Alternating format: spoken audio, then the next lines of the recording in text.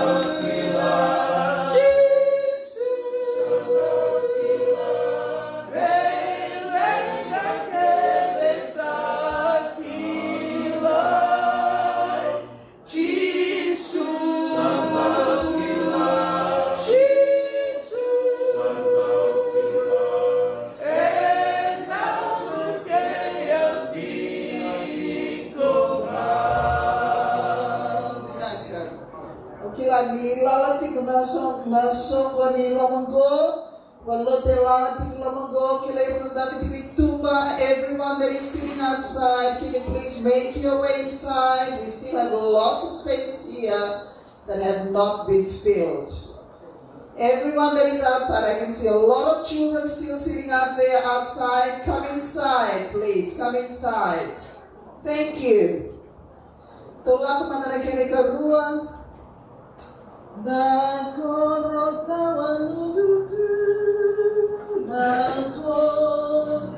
Let's see how many verses are there. 376, we'll just sing verse 1. We sing it all. Okay, let's sing it all. Let's do it a bit faster.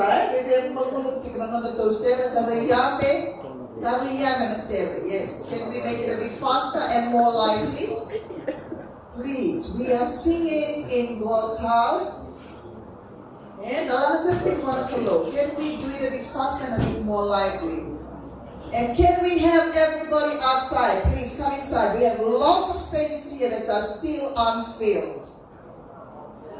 We'll do it fast, eh? Dua, tolu.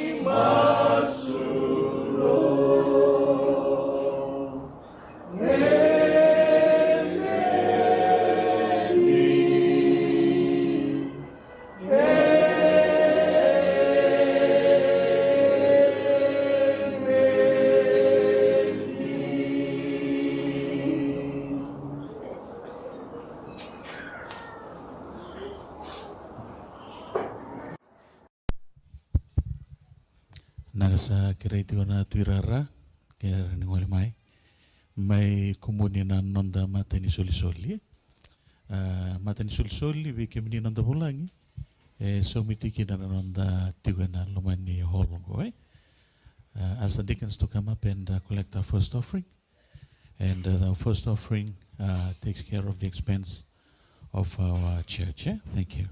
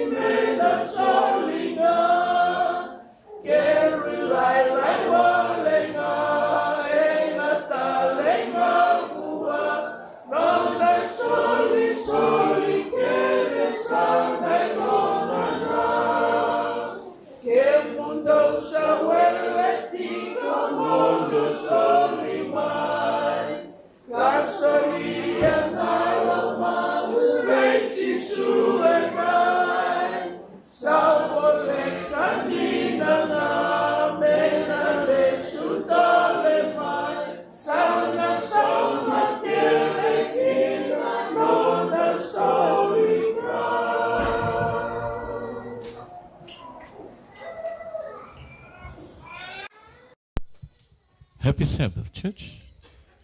Singatambu naka.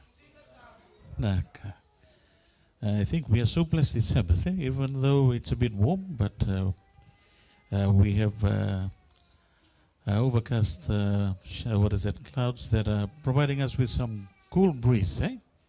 The Vodibunatiko Valley when a Singatambu Nikua. And I know that we come with gratitude and thanksgiving for the blessing that God has provided us in the last week. And a special welcome to our heavenly hosts, God the Father, the Son, and the Holy Spirit, and also the angels who are here with us in this worship hour. And also, as we know, this is it's a special Sabbath for this church. It's our Vista Sabbath, and I got some names here that I would like to mention.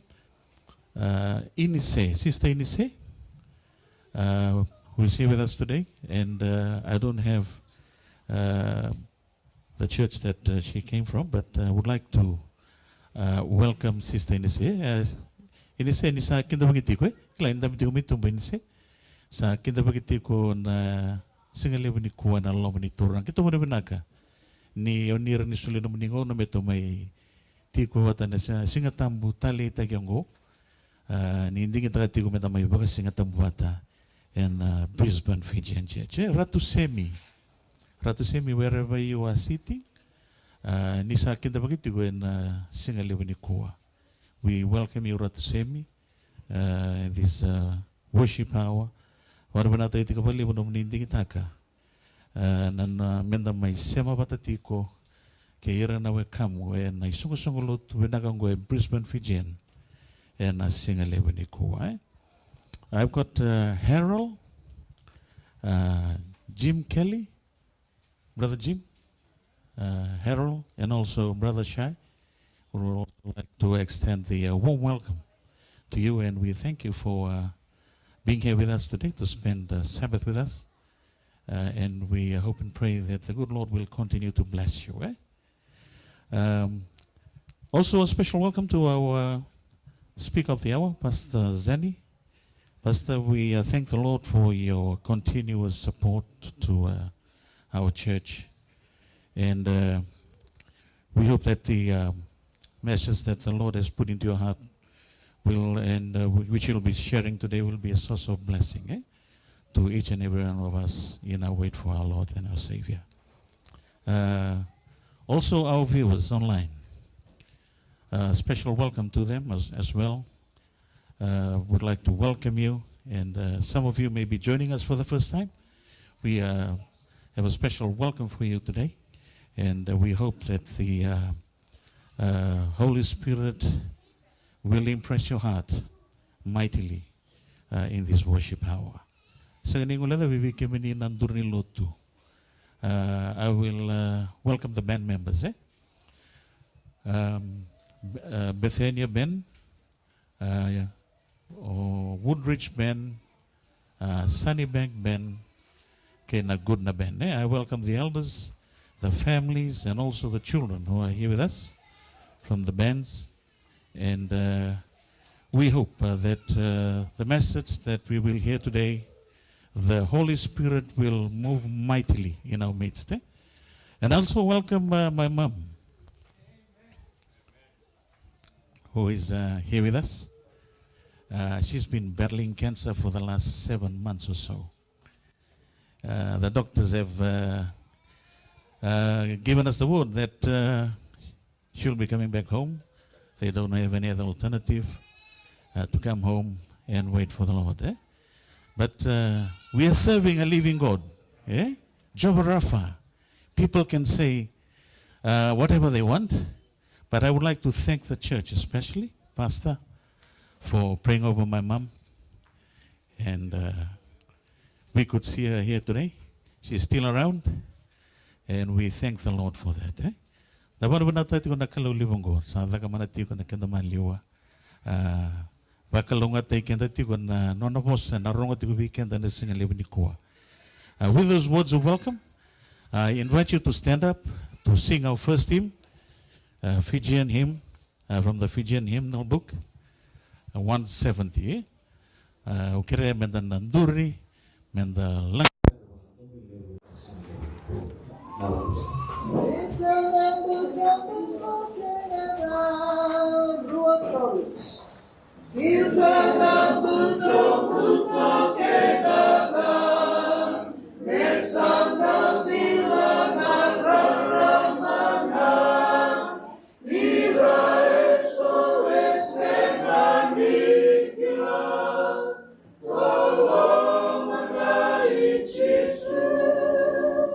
Lord,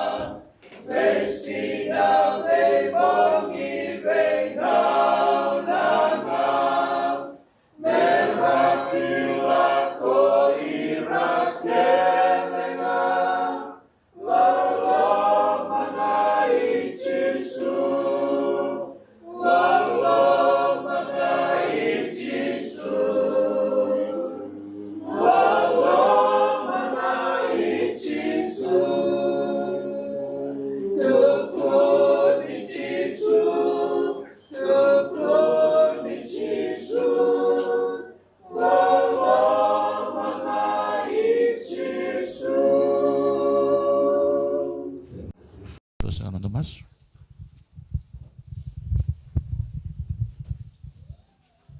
Samasu.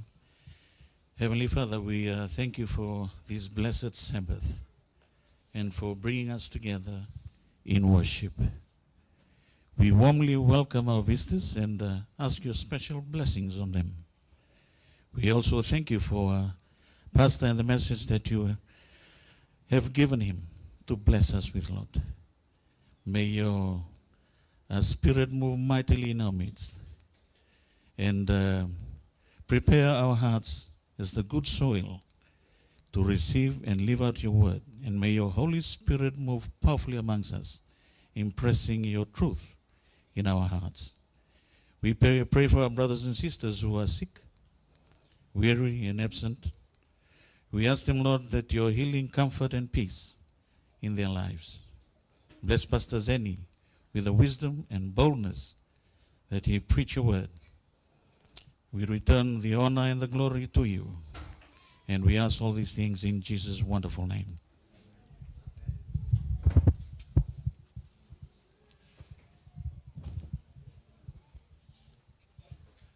Naka sa keresa tiwan na tirara may kumuni na nonda katini kina nonda isoli-soli.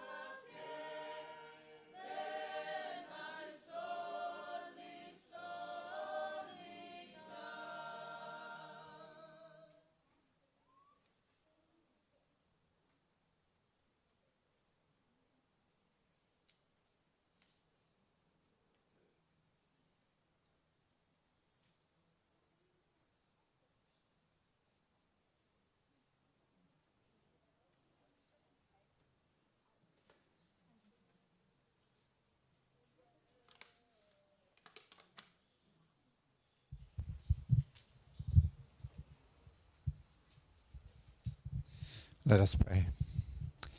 Father in heaven, we just are grateful once again for the blessings that are always there and do not stop, because that's who you are, God of love and grace.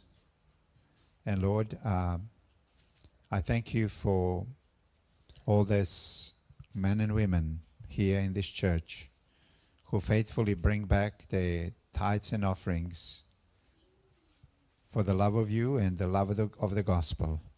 May the money that we collected today be for the glory of God and for the glory of the salvation of Jesus. We pray in the name of Jesus. Amen.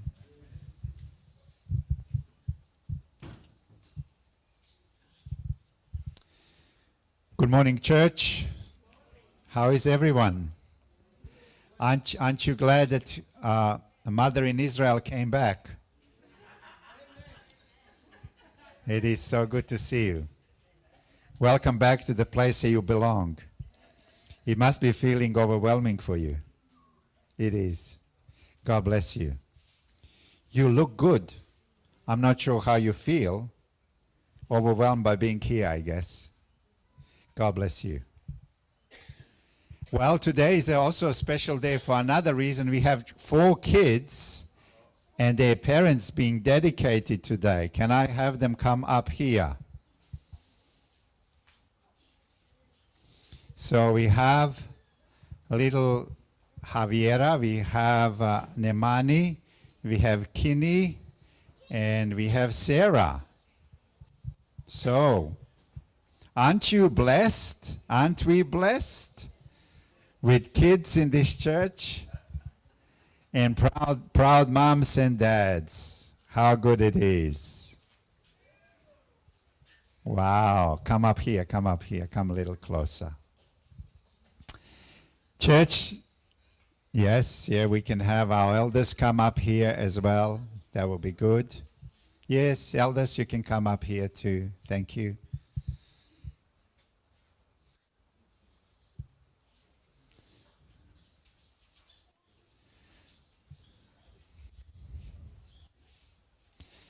Well, can I just ask you, you feel that we are blessed as a church having these young dads and young mothers and young children in our midst? As long as we have this, God has given us a bright future. You agree with that? Now let me address you, you fathers.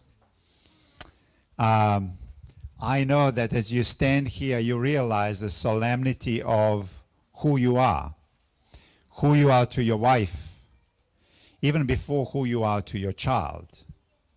And that becomes important.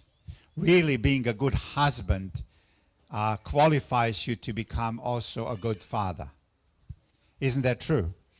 Being a good husband qualifies you to be a good father, because your child is going to model the way you love and you behave towards your wife. They are so interested in the atmosphere you create in your home by being a husband that you need to be.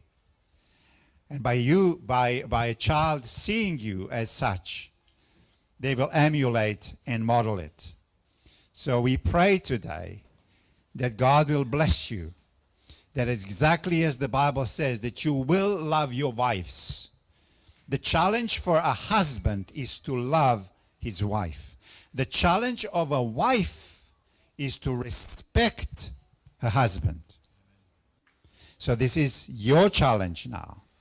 And today, as you are holding your beautiful kids, I also pray for you that you will be a good wife. That you will be a wife, who typically cares for the home, and who sees so many things, and who sees so many issues, who sees so many problems. And in spite of those problems, don't get lost in those problems. Your duty is to respect your husband. Yeah? And it is within this atmosphere of love and respect for one another that we pray as a church today that you will grow as a family, where those children will grow up in the knowledge of God, in the love of God, in the grace of God, and in the truth of God. So that's our prayer for you. We love your children. And this church is a village where they are going to grow up. So make sure that they come to church. Make sure that you come to church, because this is the best place beside your home where these children need to be raised. Did you get me? Beside your home. This place is the best place where you are raising your kids. With other children. With other adults. In the knowledge of God. So let me have a prayer with you. Can you just surround them and let's put our hands on them and pray for them.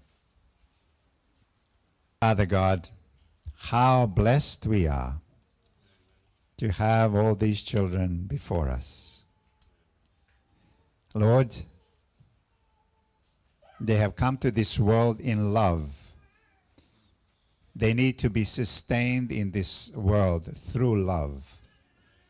Love of the Father, love of the Mother, love of the church, a discipline of a father, discipline of a mother, And Lord, we pray for the wisdom that you will give to fathers and mothers here. Please, as we put our hands on these children and moms and dads, that the blessing from heaven will flow upon them and give them what it takes to bring up these children in the love of God, in the truth of God, in the knowledge of God, and in mission for God, is our prayer in the name of Jesus. Amen. God bless you.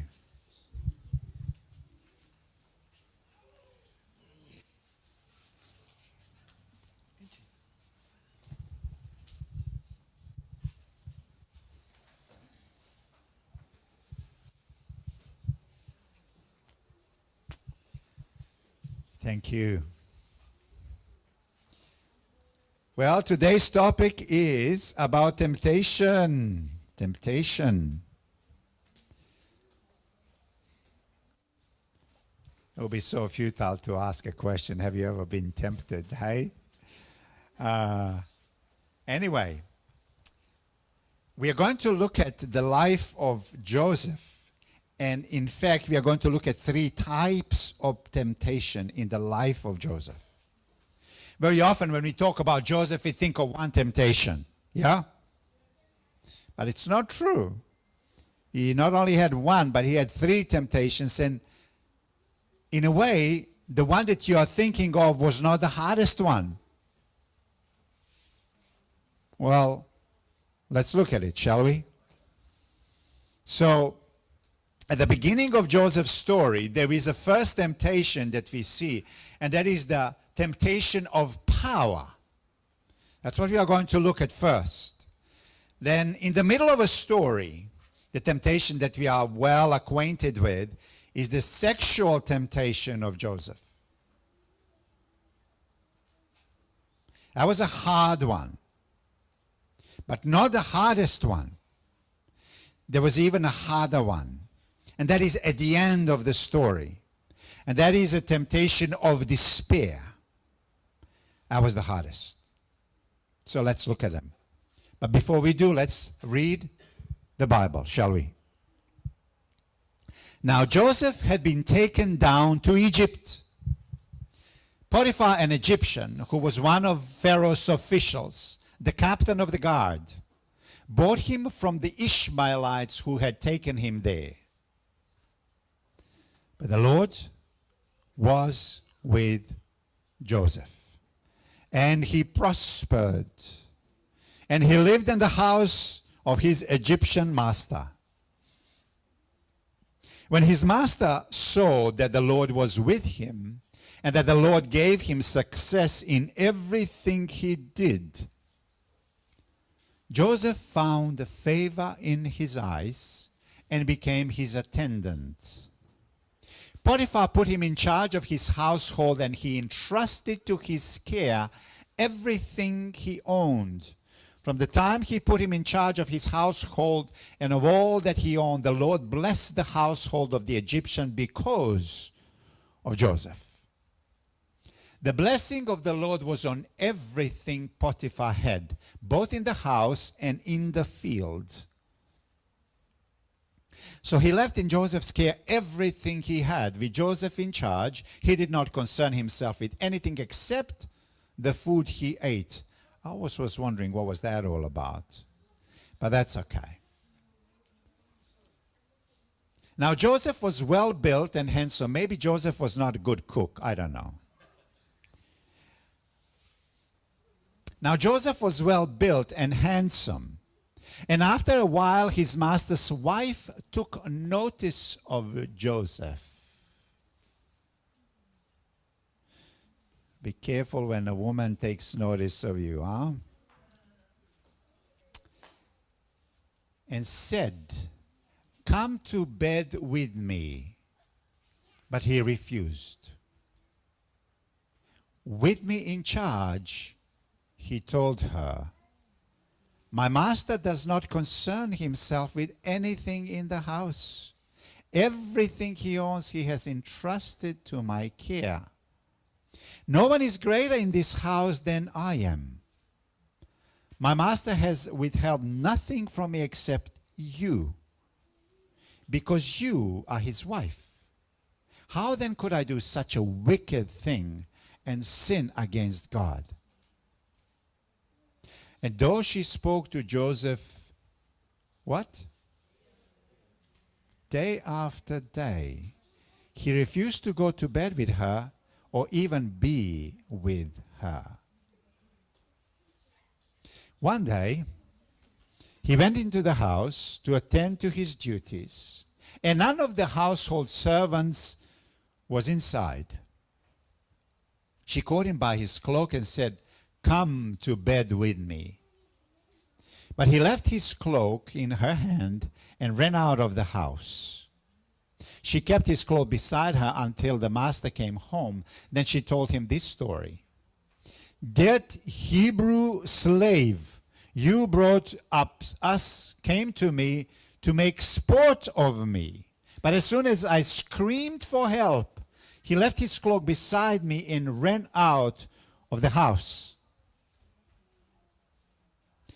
When his master heard the story, his wife told him, saying, "This is how your slave treated me." He burned with anger. Joseph's master took him and put him in prison, the place where the king's prisoners were confined. But while Joseph was there in the prison, the Lord was with him. He showed him kindness and granted him favor in the eyes of the prison warden. So the warden put Joseph in charge of all those held in the prison, and he was made responsible for all that was done there. The warden paid no attention to anything under Joseph's care, because the Lord was with Joseph and gave him success in whatever he did. That's the story. Joseph's story is an amazing story. And since you were a kid, you would have known this story. But let's look at the topic of temptation that we are covering. The first one is the temptation of power. Now, as you know, Joseph was in Potiphar's house. Who was Potiphar? Well, according to the text, the Potiphar was captain of the guard. What does that mean? In 2 Kings chapter 25, there was a Babylonian general who was given a title of being a commander-in-chief of armed forces. So it is the same expression given to Potiphar. So it seems that the Potiphar was the commander-in-chief of Egypt. And remember, Egypt at that time was the superpower of the world. So Potiphar was a chief commanding officer of the Egyptian army. And Joseph now was serving in his house, in charge of his household. So really what you are looking at, that Joseph came to the center of power, which was Egypt at that time. Not a small thing. The providence of God, and we talked about it last time, God working behind scenes was taking Joseph all the way to the center of power. There was another guy, 6 centuries before Jesus, very similar to Joseph, that God behind the scene was doing this very similar thing. Who was it? Daniel. Yeah? So this is what is going on. Joseph came into the very center of power. Now, question is, how do you use power? Did Joseph have power? He did. He was put in charge. And he's saying that as a testimony as him and this Potiphar's wife are talking. He says, "Your master put me in charge of everything, literally everything, and everyone within a household, except for you."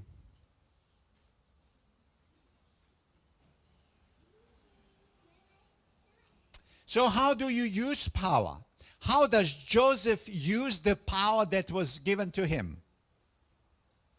How does Potiphar's wife use the power that she has? Is she aware of the power that she possesses? Is she? Does she know that she's married to Potiphar? Does she know that Potiphar is the chief of the army, Egyptian army? Does she know that? So she knows that she possesses power that she can use. Let me ask you, do you know that you have power? Do you? You know that you have power? In your home? In the work where you are? In the church where you are? Now the question is, how do you use the power? How do you go about using your power?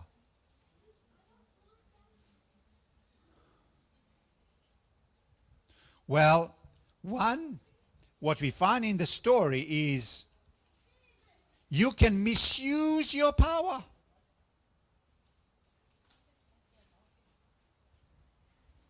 To serve your own selfish purposes. Fully aware that you can if you want.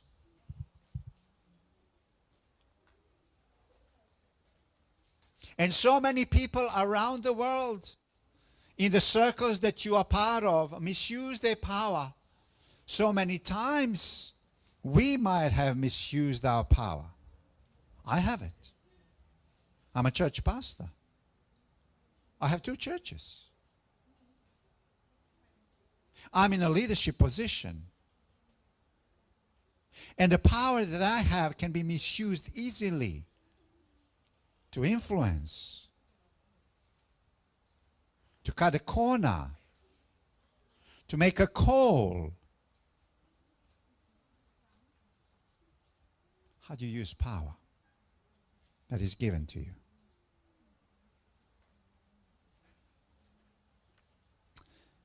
She knew she could.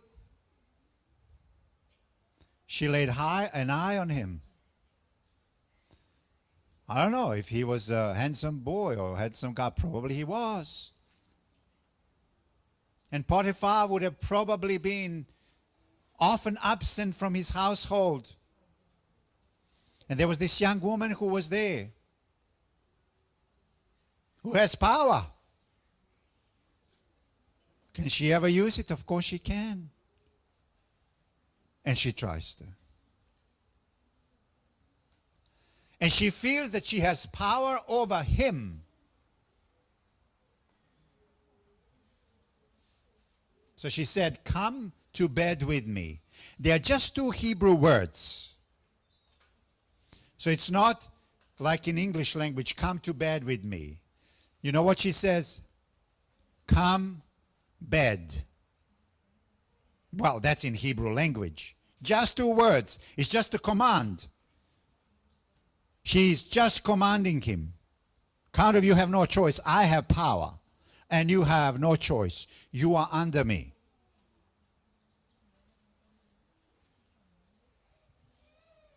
What I want you to see, because what we immediately think of is a sexual connotation.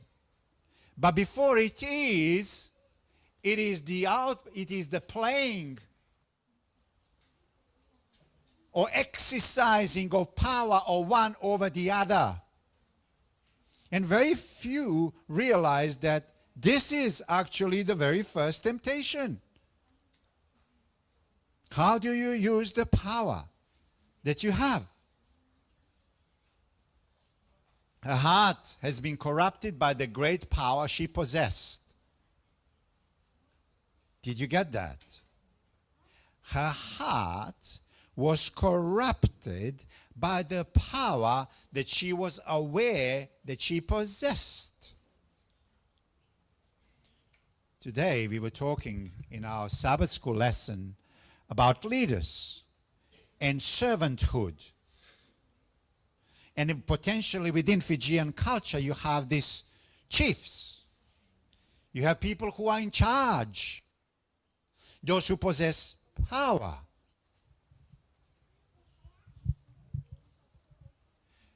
But possessing power means that you can be on a slippery slope where your heart can be corrupted by it and therefore you misuse it.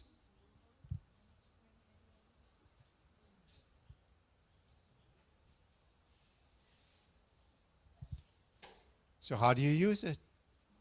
How do you use it?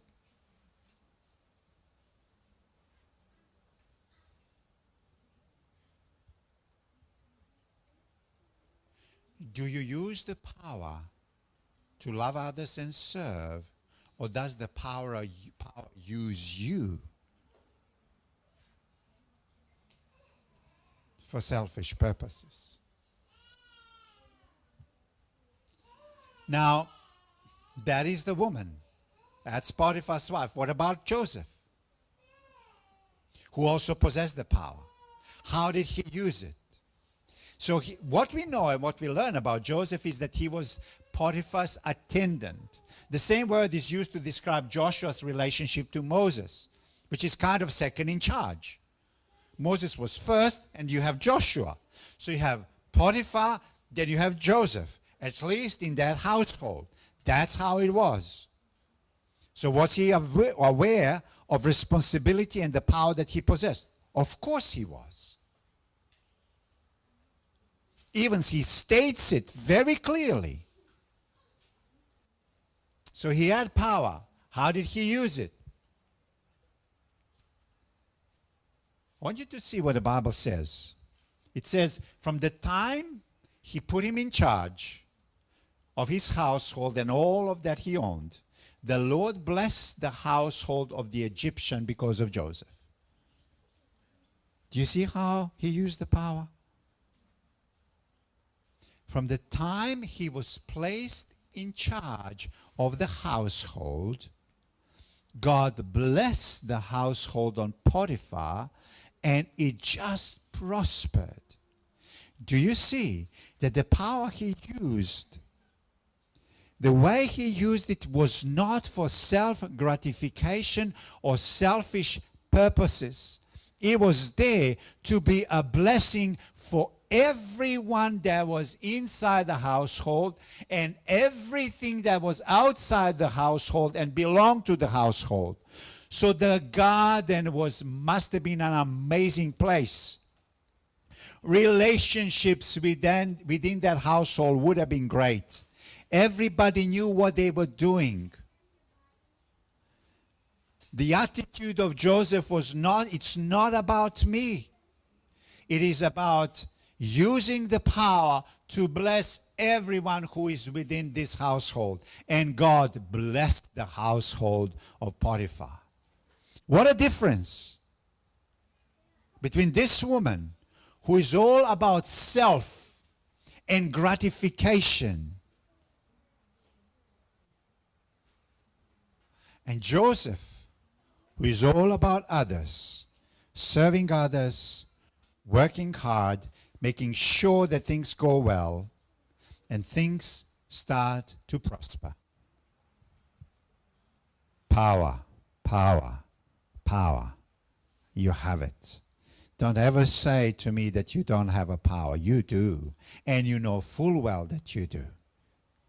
How do you use it? How do you use it? For selfish purposes? To be a blessing to others. I want you to see it's only when you decide to be a blessing to others that God will give you satisfaction. God will give you joy. God will give you a sense of meaning and purpose. That was Joseph. The blessing of the Lord was upon everything Potiphar had, both in the house and in the field. So Joseph used the power to bless others, and God's name was glorified in the process. I want you to see that Joseph was a successful businessman whom God used. He was not a preacher. He was not a missionary. He was not a teacher. He was not a doctor. He was not a musician. None of that. He was just a good businessman. Good manager. Good with people.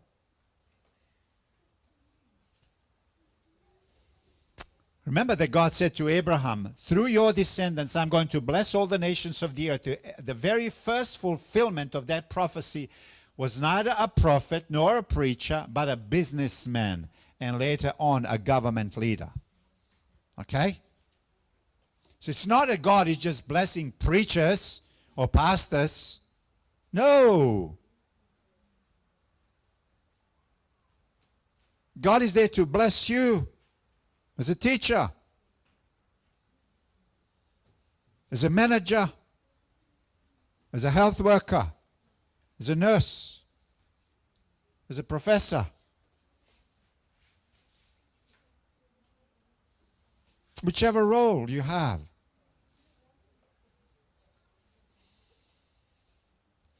Joseph used power, but the power did not use him.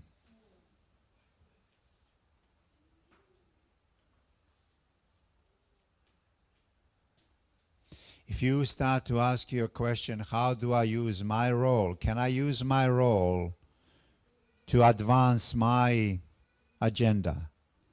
Then power is using you and the power is corrupting you.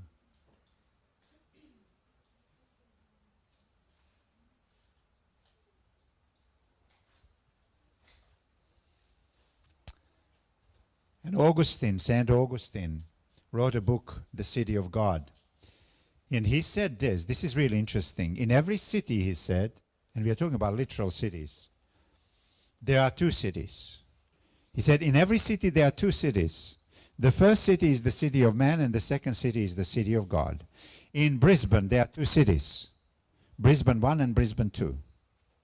The Brisbane 1 is the city of man, and Brisbane 2 is the city of God. You see, the city of man is motivated by the love of self. That's what St. Augustine says. The city of man is motivated by love for self and to use the power for selfish purposes. Hello?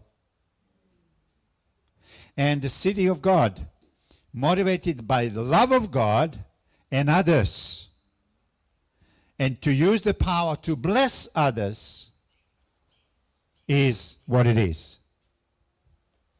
So, that is the first temptation. How are we traveling with that one?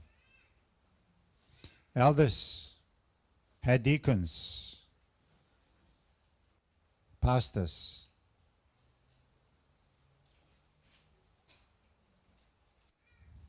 everyone. How are we going with temptation of power?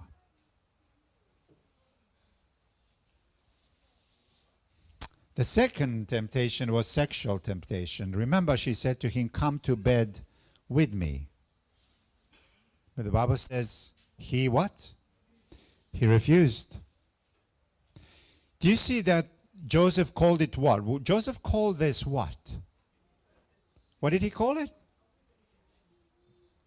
He called the temptation a wicked thing. Yeah? Now, question is, why is it wicked?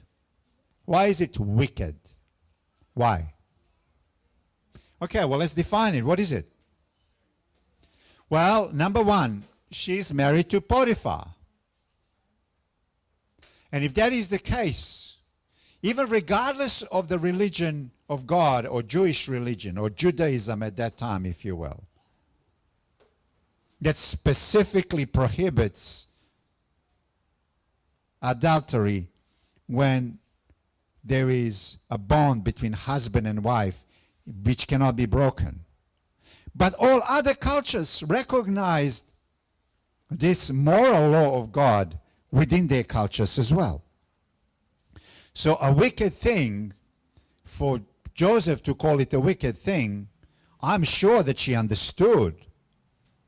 Because this is the moral law written on every heart of a human being.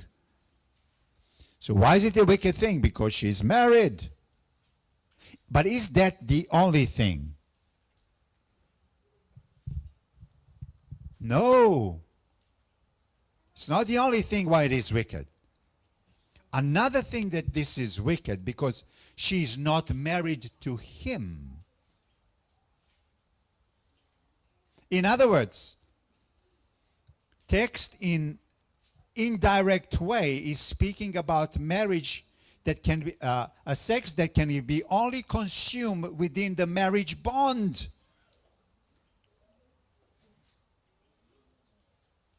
Everything outside of it, according to what Joseph is saying, is a wicked thing.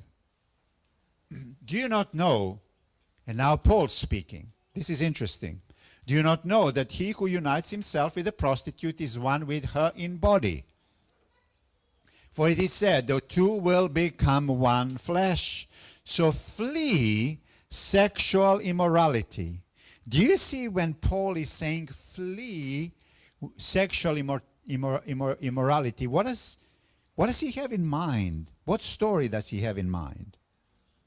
Joseph's story. Because that's exactly what Joseph did. So what he is saying, Joseph understood that uniting his body with another creates a one flesh union.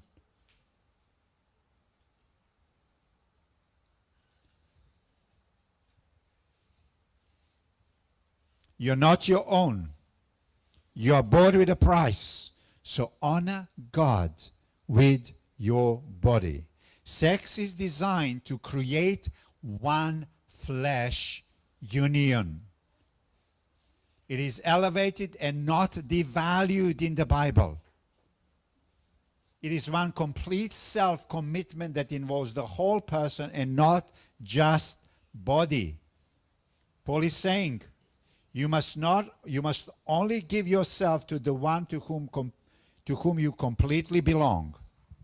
I was talking recently to somebody whose marriage is in trouble. And what I realized is that there was no full union. Let me tell you in which way there was no full union between him and his wife. And that is that they didn't unite their wallets. Did you hear me? They did not unite their wallets. They don't have a common joint account. That's one flesh union, people. It's not even funny. When you unite yourself, that you fully unite yourself. You unite accounts. Oh, of course, husband can have money that he can spend for himself, buy a table tennis racket and buy a bicycle. That's, well, if you can negotiate a cheap one. Okay? Yet still, you are to join your accounts. One flesh union is not just a union of body. It's union of mind and heart and money, people. If you come into union where you say, oh, but we are not going to unite money, you are at the outset in trouble. You know that? Look, I don't care if somebody doesn't agree with me. But I really feel strongly on this one. I have seen this all over again, that people do this. And it doesn't lead you to good stuff.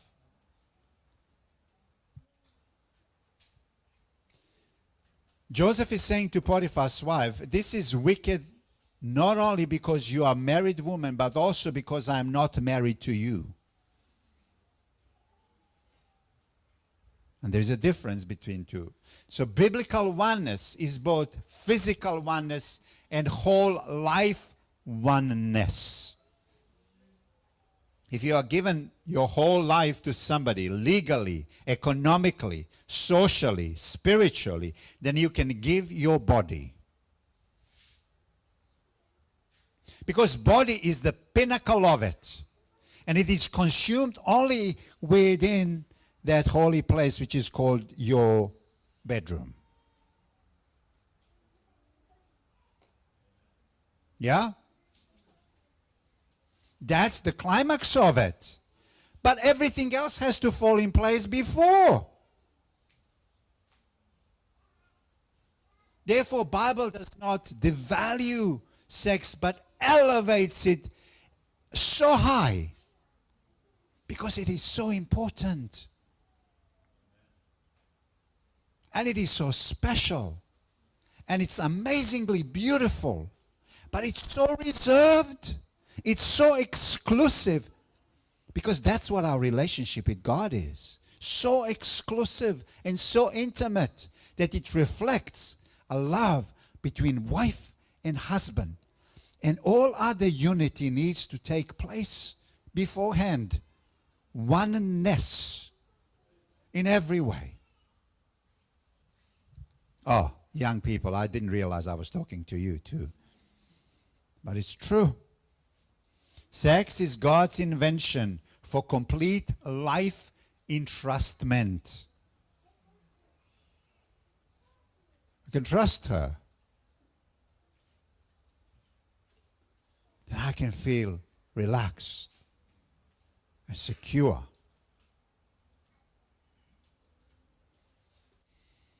How did Joseph resist temptation? Now this is important. How did Joseph resist temptation? Most people think that resisting temptation is a matter of will. And you know what?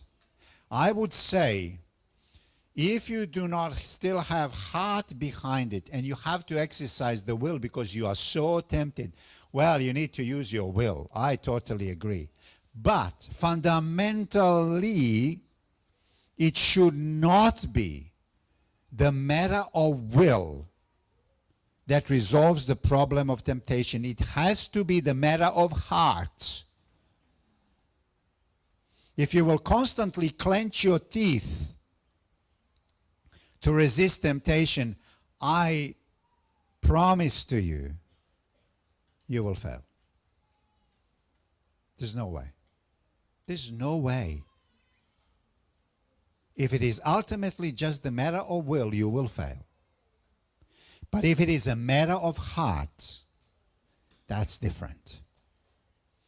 So most people think some desires get me into trouble. I need to suppress them. You following me? I need to suppress them.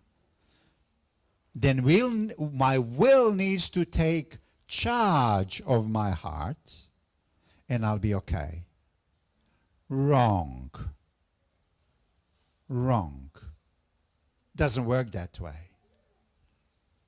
Joseph was not looking inside to suppress his desires for her. So when she came, attractive as she was, I have no doubt in my mind that Joseph could recognize attractiveness. Let's not kid ourselves. When God created us, He created us to be attractive and beautiful and special. Hello? You okay with that? I'm perfectly okay with that. So for Joseph to recognize this attractive woman, that's fine. But at the same time, his heart was still fine-tuned. That the love for somebody else was greater to the extent that the temptation was not overwhelming for him. Do you follow me? So it was a matter of heart.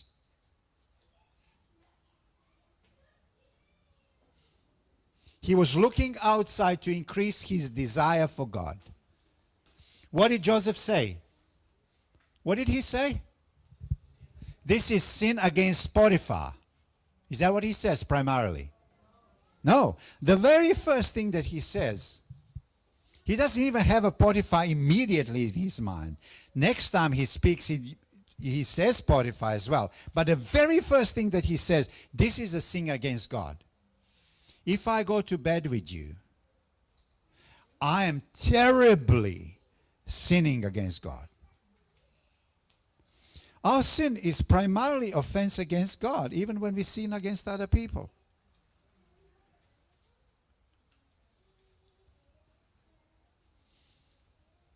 Wouldn't this sin be against Potiphar primarily? How can it be sin against God? As we know, he mentioned him later on. The ultimate way in which Joseph was resisting temptation and in which he gained self-control was not through willpower, but through heart power. I can fully and confidently say to you and to us that the way around sexual temptation is through the matter of heart.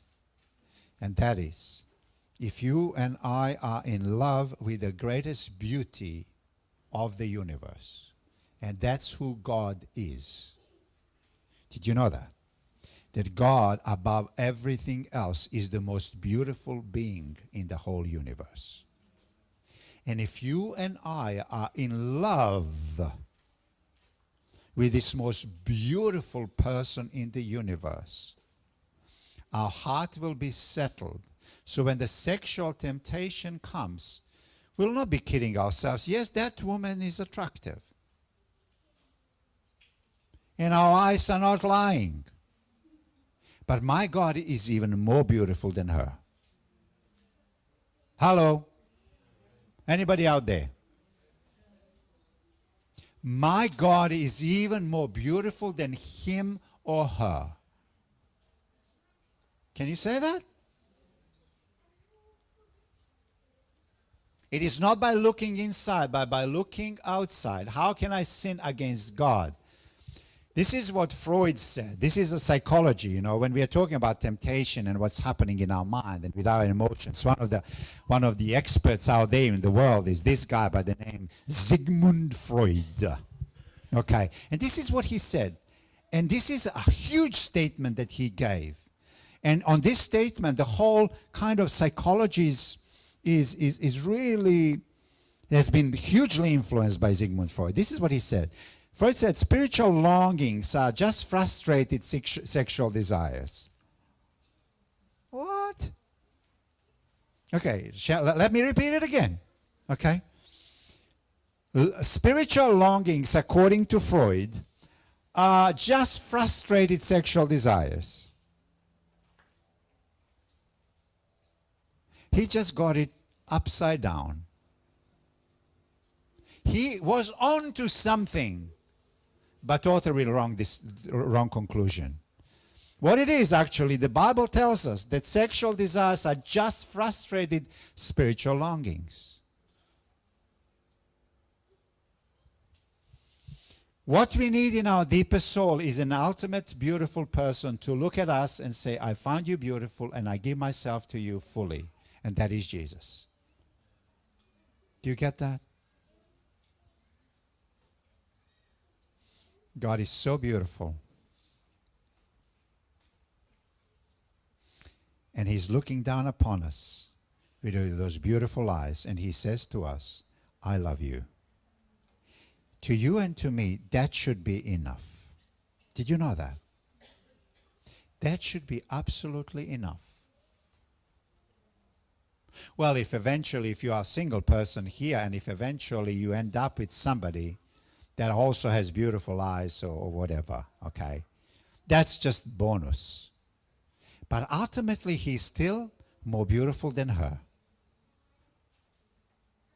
He's still more beautiful than him.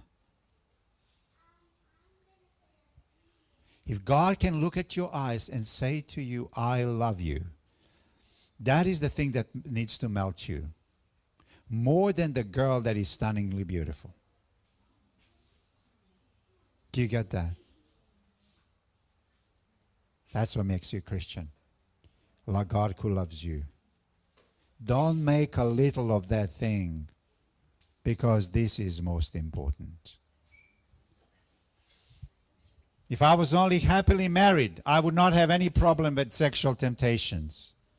Some people say, wrong, wrong. The desires we have for the ultimate beauty and ultimate love, which is God himself, is something that good married couple or good married love cannot fully satisfy. When you get married, your heart's desires will not be fully met by your spouse. Do you think I'm preaching heresy? Talk to married people. And remember that marriage is just a metaphor of a greater reality anyway.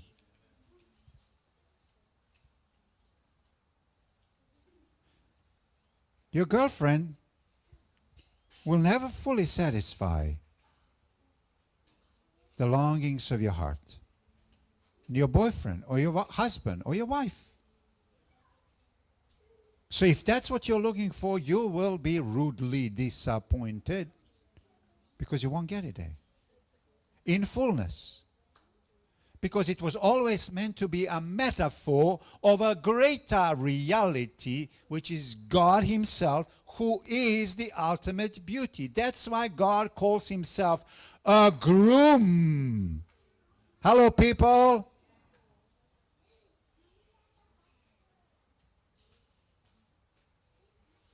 I think I see the lamp starting to light up. Yeah?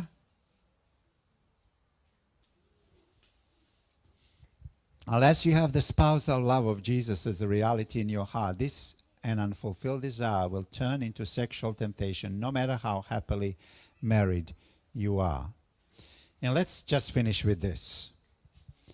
There is the last temptation, which was harder for Joseph than the second one. It seems to me that Joseph was ready for the second one, wasn't he?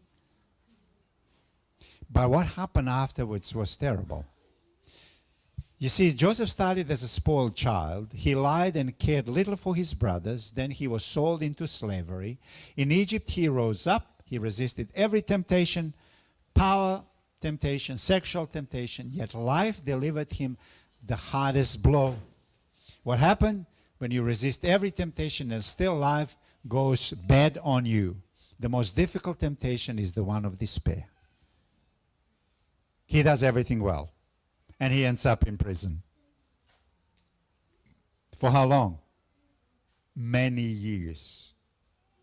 He did everything right. God was with him. And he ends up in prison for years.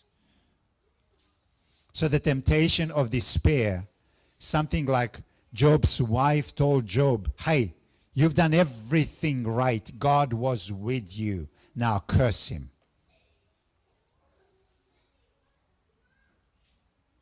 That's a temptation. I got a message from a friend that I know from Europe. Her brother is dying. And she's kind of succumbing to this temptation of despair.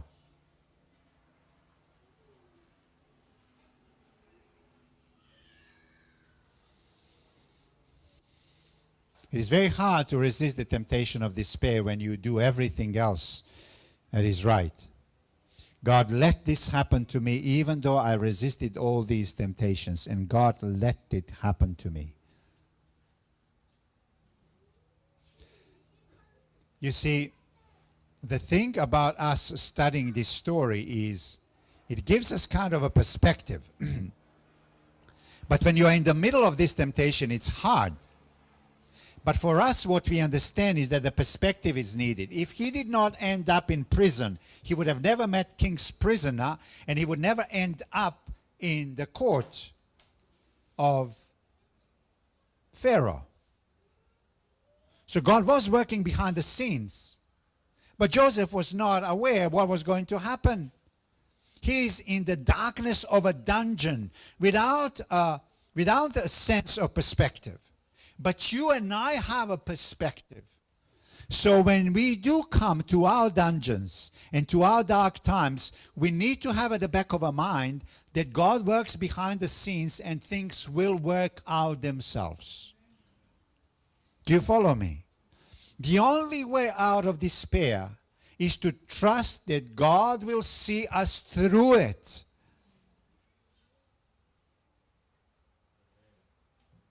It will not take away the darkness. It will not take away the prison.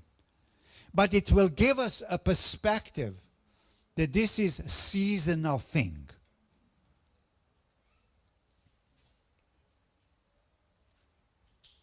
He would not have been able to save his family and many others from starvation if he didn't end up in that prison. God saved Joseph through tragedy from a greater tragedy. So we have to trust God in good times and especially in bad times. When the temptation of despair knocks on our door, pray to God and say, God, I have no idea what that perspective is, but I just trust that somehow what I'm going through will eventually make sense. But for now, to me, it doesn't make any sense. It's the hardest temptation. God was with Joseph and he gave him success. The Bible tells us that even in prison, God was with Joseph. Through the tragedy of the cross, God saved humanity from a greater tragedy of sin. Yeah? God saved Joseph to save the whole family and many nations from a greater tragedy, which was a drought, remember? And Joseph didn't know that he was being prepared to become a savior, if you will, of the people at that time. And he was just a microcosm of a greater savior who saved us. Through the tragedy of the cross, God saved the humanity from a greater tragedy, which is sin itself. That's why, for us, Jesus crucified, who ultimately was victorious over despair, is the ultimate example that you and I can also conquer the temptation of despair. So may God bless us. I trust that we always learn something from the ancient words. You know the song, ancient words, ever true. May God bless you. Be careful as you come into the new week, how you use your influence, how you use the power. Sexual temptations are all around us. You know, you can just make 1 or 2 clicks and you will be exposed to pornography. What a tragedy. What a tragedy. Be careful. May your heart be in love with the greatest beauty of the universe, and that is God himself. And when you're going through really hard times, may Jesus be in front of you. Jesus who went through Gethsemane and the tragedy of Calvary. May God bless you and me. Amen.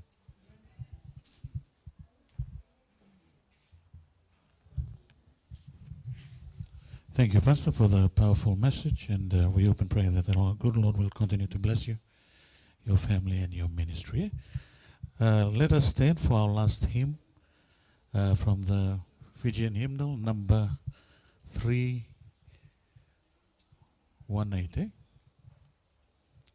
Kiri mendana tudake, mendana langaserawan domelevu, and the single leveniko.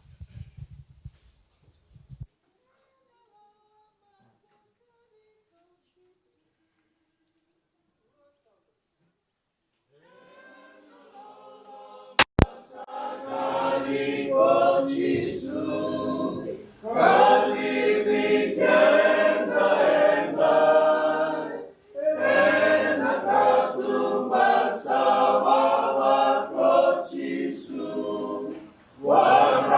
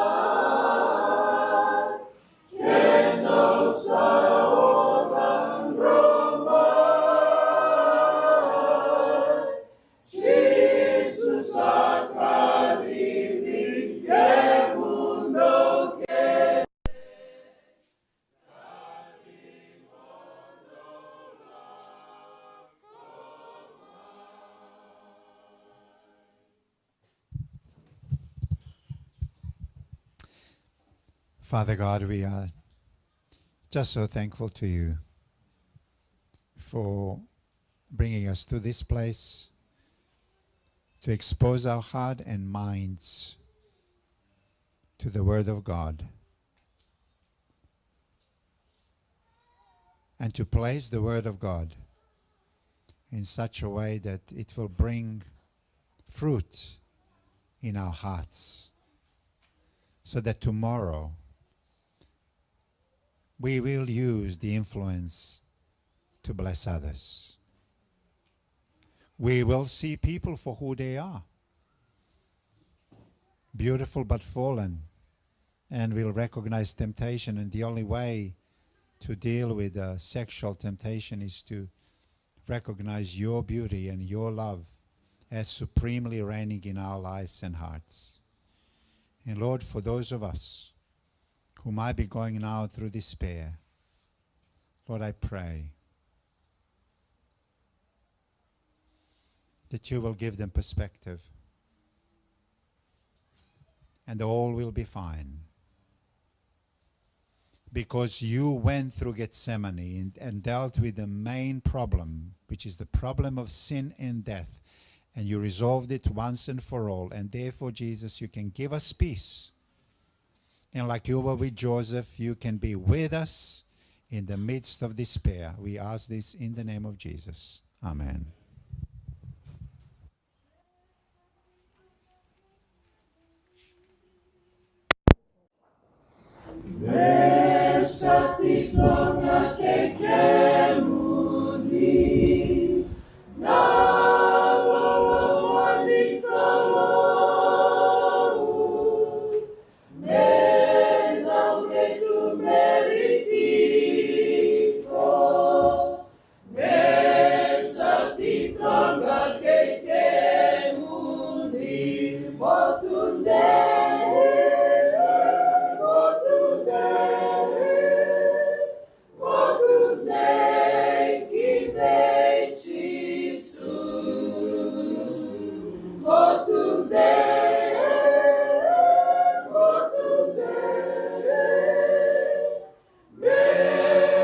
Sota, my son.